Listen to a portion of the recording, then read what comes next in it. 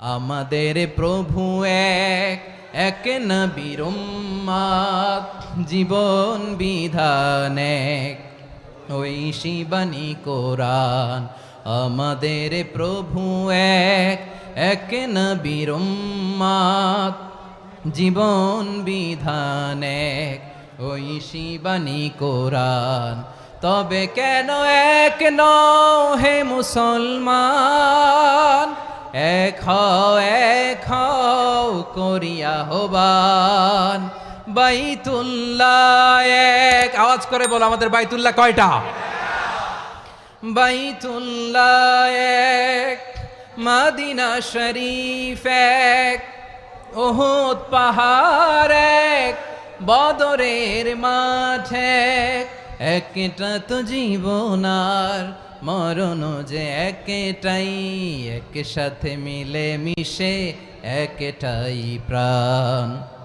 তবে কেন এক নও হে মুসলমান, এক হও করিয়া হবান। সবাই মিলে আমাদের প্রভু এক, জীবন বিধান এক, ওই শিবানী কোরআন। একসাথে আমাদের প্রভু এক, জীবন বিধান এক, ওই শিবানী কোরআন। তবে কেন এক নও হে মুসলমান, এক হও করিয়া হবান। আওয়াজ করে পড়েন আল্লাহু আকবার। আমার কলিজার টুকরা পেকুয়ার ভাইরা বলেন, আমরা কয় উম্মাহ? এই যে শাহাদাত সাব্বাবা আঙ্গুলি উপরের দিকে উঁচু করে আওয়াজ করে বলো, আমরা কয় উম্মাহ? আওয়াজ করে বলো, আমরা কয় উম্মাহ? মাশাআল্লাহ, আমরা এক উম্মাহ।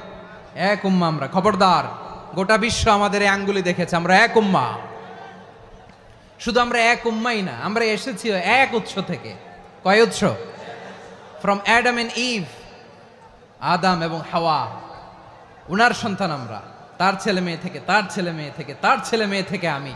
তার মানে রাস্তাঘাটে এদিকে সেদিকে যাকেই দেখি সে আমাদের এই বিরাট পরিবারের কেউ না কেউ। চিল্লায় বলেন ঠিক কিনা? এই যে যারা বসে আছে, আমরা কোনো না কোনো ভাবে তো আত্মীয়। কি বলেন?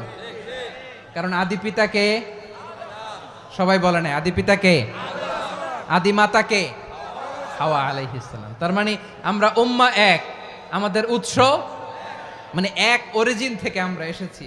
সূরাতুল হুজরাতে আল্লাহ চমৎকার ভাবে বলেছেন,